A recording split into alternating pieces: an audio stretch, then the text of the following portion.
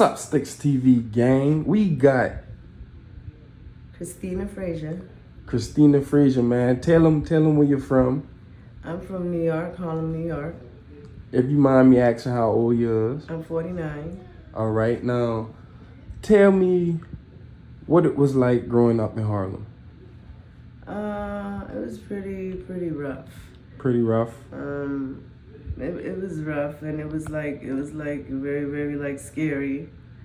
But over the time as I grew up, it kind of I gained a tolerance for it. So I can't call it scary and I can't call it rough. It's this where I'm from. Yeah, all right. Can you get kind of like in a little bit more details? Can you describe the situation? It was a lot of street action going on, a lot of drug dealing, a lot of fights, a lot of everything. So you grew up kind of like in the 80s or 90s in Harlem. Yeah. Oh, all right. So you know all about Alpo and all those guys like that, right? I know a lot about a lot of people. All right. So you grew up in that era. That was your era. I grew up in where the Apollo was. Oh, right. The Apollo. The legendary Apollo. All right. For the people who don't know who that is, can you say who that was? That's like it's a theatrical theater where people go and perform, amateurs and even famous people. All right. So what was home like growing up? I can't call it home. All right, why you say that? Because it was like, it wasn't really never homey. It didn't feel homey. It was like you see this thing on TV, these lives on TV where people is living with their families and they having this fairy tale life where they got their own rooms, they got nice clothes, they got all of this and all of that going on. But we didn't have that. Yeah. So it was like, I'm looking at these sitcoms on TV like Family Matters and all of them shit, and it was nothing like my house. All right, so you had both parents? My mom left me when I was 18 months old. Your mom left you. Where was your dad? My dad was always there. All right, how much siblings you got? It's been told that my dad has up to 23 children with different women. He was military. Still in Harlem or all over the world? All over the world. All right. All over the world. All right. So how many siblings lived with you? They would live with me in my household, 13. 13. All right. So what was it like growing up with 13 kids in the house? It was chaos. It was chaotic, and it was very hectic. How many boys, how many girls? It was 9 girls and 13. It was 13 girls and 9 boys. 13 girls. And 1 boy died. Hold on. Repeat that? It was 13 girls and 9 boys. 13 girls and 9 boys. Well, it wasn't all of us growing up, but that's how many kids my daddy had. But altogether, it was 13 of us, and it was probably about 6 girls and probably about 7 boys. In one household? In one household. All right, now... In a 2-bedroom household. All right, now... What was it like growing up with all those kids around in one house? Hectic? Y'all got in fights? It was a lot of fights. It was a lot of abuse. A lot of abuse. Now, can you explain the abuse a little bit? It was all kind of abuse. It was anywhere from sexual abuse to physical abuse to mental abuse to emotional abuse. All right. It's a lot of abuse. All right. Now, do you mind getting in detail? Like, I've been molested in my family household growing up. I've been mentally abused by my stepmom. I've been physically abused by my stepmom. I've been physically abused by my dad. My siblings. I mean, it's just on and on and on. All right. From how old were you when it first started? Well, the molestation started when I was 18 months old. And it didn't end until I was 11 when I reported it to my guidance counselor. All right. And I didn't even know what I was doing by telling her. All I know that it hurt it down there, and I needed to find out why. Oh. So I went to an authority and I told them. And that's when they did the investigation. That's when they did the investigation and they found all that out. All right. So from the ages of 18 months to 11, you were getting molested. All right. So by your preteens, by 12 and 13, how was your life after the molestation? Everyone, yeah. It was devastating. You know, I have siblings that disowned me because I told the truth and didn't even know what I was telling. I didn't even know the consequences behind what I was telling. All I know, like I said, was that something was right down there, and I needed it to have attention, and all of that came from that. A lot of them stopped talking to me. A lot of them stopped dealing with me. They called me a liar. They called me a hussy. They called me all names for a long time because of what was done to me, and so, you know. All right, so at 12, 13, a preteen, how did that make you feel that, like, people disown you because you were done wrong? How did it make me feel? It made me feel worthless. It made me feel useless, and it made me feel like I was in a bottle and I was at the bottom. All and right. It made me feel like nobody really cared, and like maybe I was wrong for telling the truth, and maybe I should just grow up to be a liar. Yeah, but what would you tell anyone? I would tell anyone, if something like that is happening to you and you have a chance to share it with someone that you trust and someone that you know is not going to betray you, confide it and let it go and tell them. Get help. All right. Because it's more rougher than it seems and than it sounds, because it's not just the abuse that takes place. It's a lot of trauma to the brain, to the growth. It's this devastating.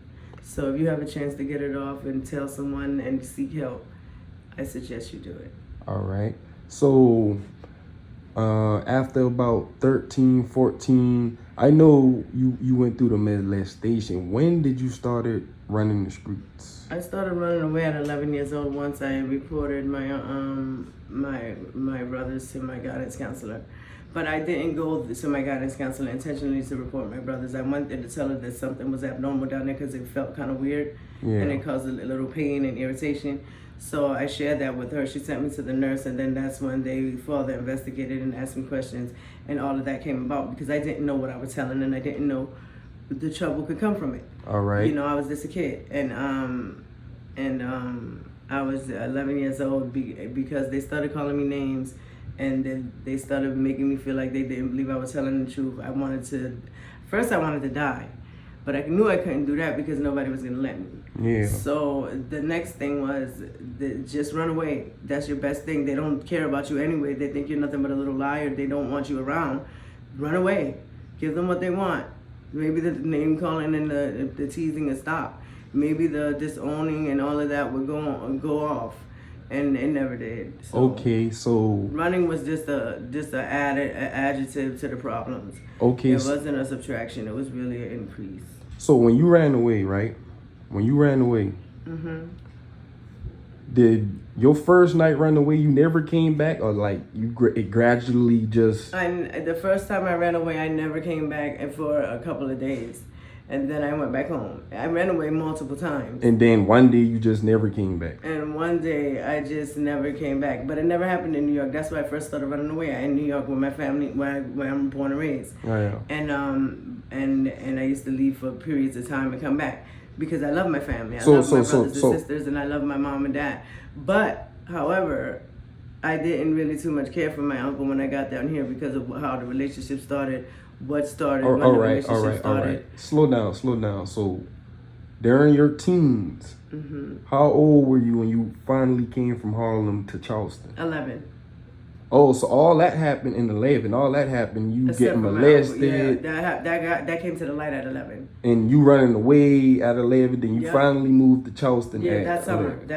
When all that went on. Okay, so when you got to Charleston, what was it like? And did things change? Like, I thought I was in heaven, and I thought God had finally heard my prayer, and He had saved me because of the scenery and the wholesome, the mannerism, the hospitality, and pretty much the scenery and the peacefulness that comes with the land. And all of the grass and whatever. Yeah, but it was like paradise. It was like paradise, and it was also like heaven. But it come to find out, it was really a lot worse. A lot worse, right? A lot worse. Just a prettier hell. Just a cover up. Another hell. Another fucking hell. Right. And that was like I can't win for losing. All right, so you came out here at 11. I met my uncle and my auntie. All right, so by 15, 16, what was going on by then? I had done Runaway and Never Going Back, and I met this guy that were 19, and he told me that he loved me and all this and all that, and I got pregnant. And you got pregnant. The first time I ever had sex with him, I got pregnant. Right. That was your... That was the first time I ever became sexually active. All right. I got pregnant. All right, now... Willingly, anyway. By this age, do you feel like a grown woman, or do you still feel like... By that age, I was a grown woman, because at 11 years old, I started running away and was on my own from there on. All right, so... Pretty much. So how did your first child went? Like, how did the process I gave birth to her. I was 6 months pregnant. I was 15 years old. And I got up to 6 months pregnant, and my stomach started cramping. And it wouldn't go away for about 2 or 3 days. So finally, the lady that adopted me, that is my adopted mom, mother today, she told me I should call the doctor. So I called my midwife and gave them the whole rundown. And they suggested to me that I drink a couple of tall glasses. They suggested to me that I drank a couple of tall glasses of ice water, and when I did so, the cramps did not stop, and then I wound up going to labor. So therefore, I had to be rushed to the hospital. And when I was rushed to the hospital,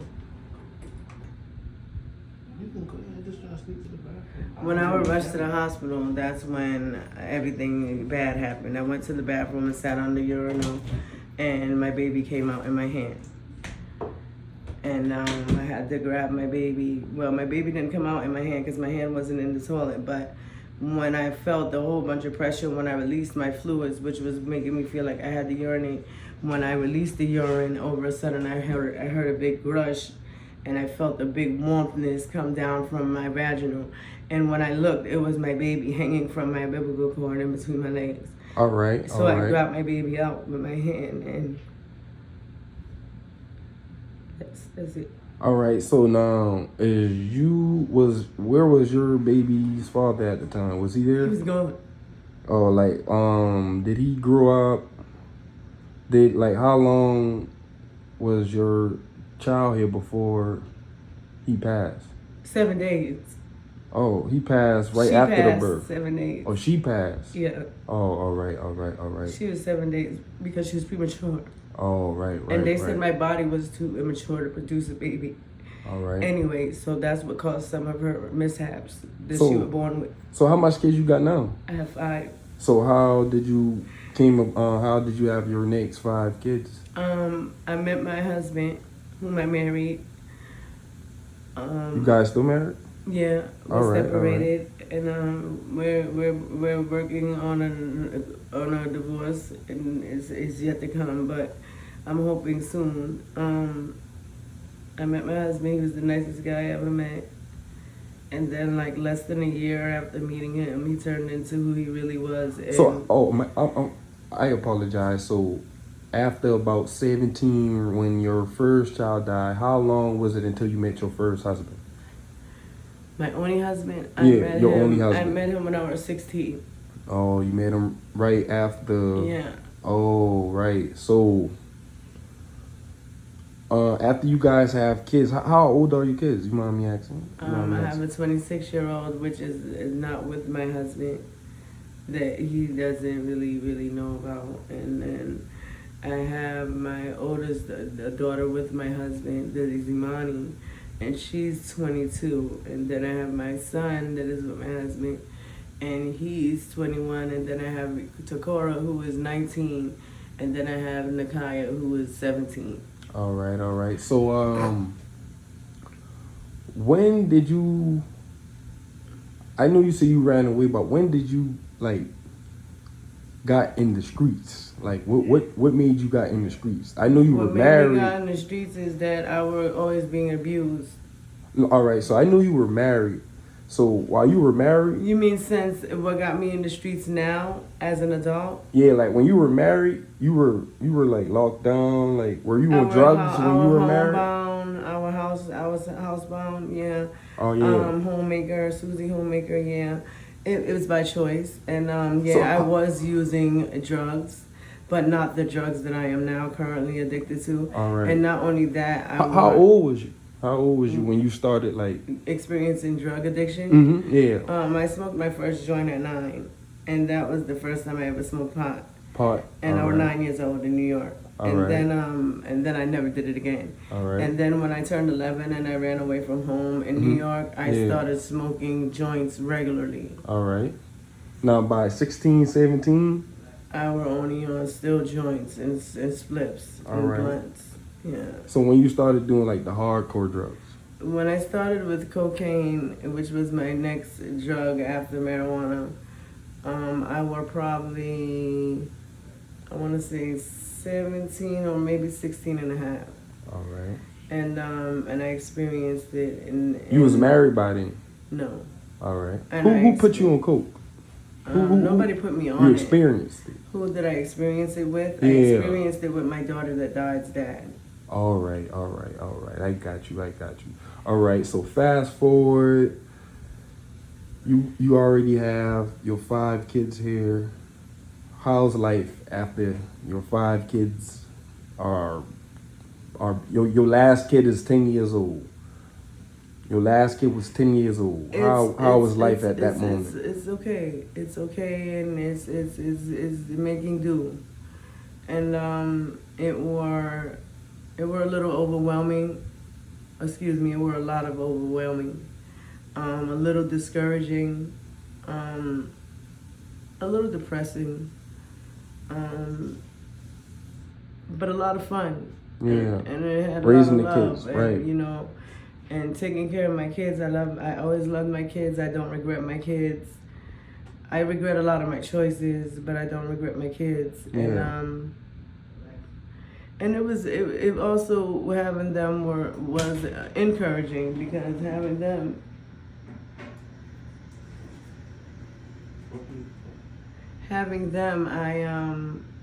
I had a sense of need and a feel of love, and something that I didn't have as a kid growing up from my siblings due to my misfortune. And but other than that, it's fine. So you were like, no one's perfect, but like you raised your Excuse kids. Me. Yeah.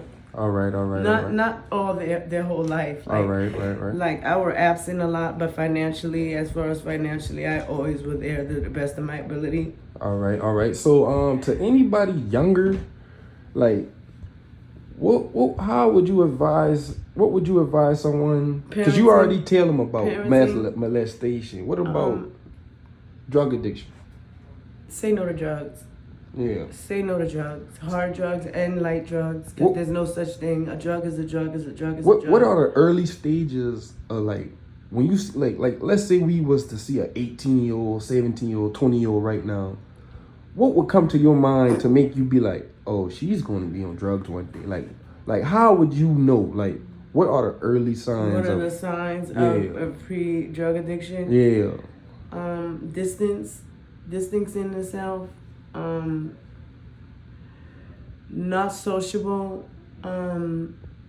Real quiet. Real reserved. Real secretive.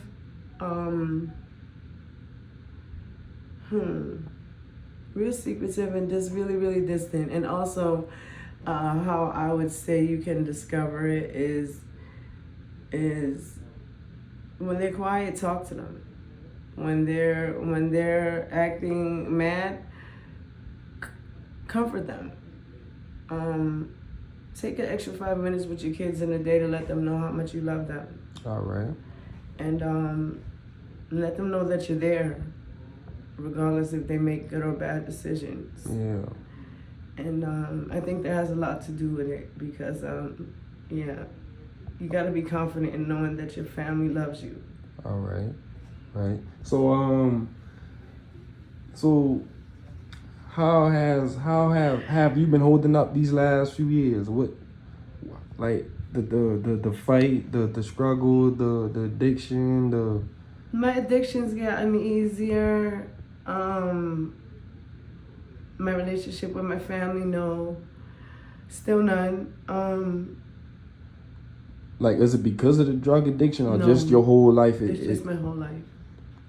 And the drug addiction probably didn't make it no better.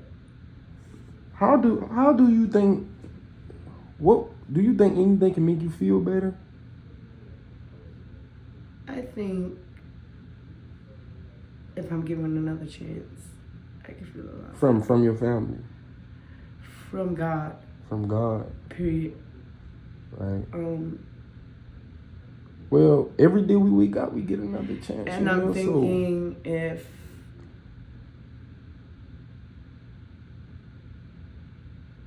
I distance myself from a lot of the have and have-nots and a lot of the things that I'm powerless over, yeah, I probably would be happy. Yeah. Because I'm a people pleaser and an enabler, just like people were to me when I was growing up. I feel good when people make me feel like they need me or like I'm doing something for them. That could be a downfall. It can be a downfall, and it has been multiple times. Do you ever change yourself or? Yes. Like yes. You would advise people not to be so nice to everyone. I would advise people to know who you're befriending. Yeah. Get to know yourself first to know what kind of friend you're seeking. And then when you decide to include a friend, make sure it's someone that is meant to be your friend. And make sure that it's somebody that's something like you, because sometimes we can't pick our friends. Yeah. But at least observe the individual enough to the point where you can say if they have good intentions for you or not. Yeah. Because that shows right off the muscle.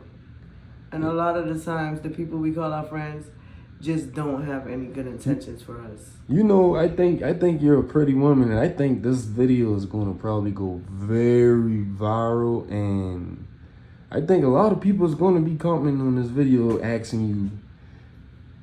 They're going to be checking up on you. They're going to be saying she get off it yet, Marlo? So what you think? You think you could try? Like, what you? January 25th is my planned quitting date. January 25th of 2025. Why we can't start now? Because I'm already taking a lot of the necessary precautions,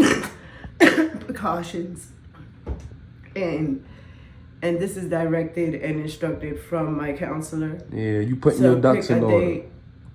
To pick a date, stick by it, mean it.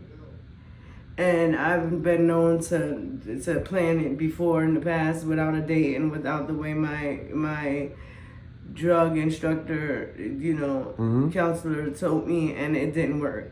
But so I ain't gonna lie. I'm going about it by the book this time, and pretty much you guys just wish me luck. Facts. Cause I ain't gonna lie. Lately, you have been like I know you since I'm 27. I know you since I'm about 13, 14. You have been looking better over the years, Thank you. Whatever you doing, keep doing it, man. It takes time. It takes time, it takes support, and it takes a lot of willpower. So you got any last thing you would want to say to... Whatever you're doing that is affecting you in a negative way, let it go. And if you can't let it go to somebody and let them know. Tell them what's going on. And don't be afraid to ask for help, because that's where I messed up at. I wanted to do it all by myself. And you can't do it all by yourself. So if you have siblings and you have relatives that love you and that want to see you succeed and do better, stick around.